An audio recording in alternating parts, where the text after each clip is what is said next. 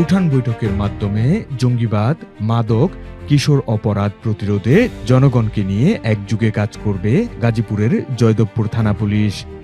গাজীপুরের জয়দেবপুর থানা পুলিশের উদ্যোগে জঙ্গিবাদ, মাদক, ইফটিজিং, কিশোর অপরাধ, নারী নির্যাতন, বাল্যবিবাহ ও সাইবার অপরাধ প্রতিরোধে জনসচেতনতামূলক উঠোন বৈঠক সভা অনুষ্ঠিত হয়েছে। ভাওয়ালগড় ইউনিয়নের মুক্তিযোদ্ধা ডিগ্রি কলেজে আয়োজিত এই সভায় প্রধান অতিথি হিসেবে উপস্থিত ছিলেন জয়দেবপুর থানার ভারপ্রাপ্ত কর্মকর্তা ওসি আব্দুল হালিম। সভায় স্থানীয় জনপ্রতিনিধি, গণ্যমান্য ব্যক্তি, শিক্ষক, ব্যবসায়ী সহ বিভিন্ন শ্রেণী পেশার মানুষ অংশগ্রহণ করেন। প্রধান অতিথির বক্তব্যে ওসি আব্দুল হালিম বলেন, পুলিশ জনগণের বন্ধু। সমাজের শান্তি প্রতিষ্ঠায় আমরা প্রতিনিয়ত কাজ করছি। তবে শুধুমাত্র পুলিশের পক্ষে এসব অপরাধ নিয়ন্ত্রণ করা সম্ভব নয়।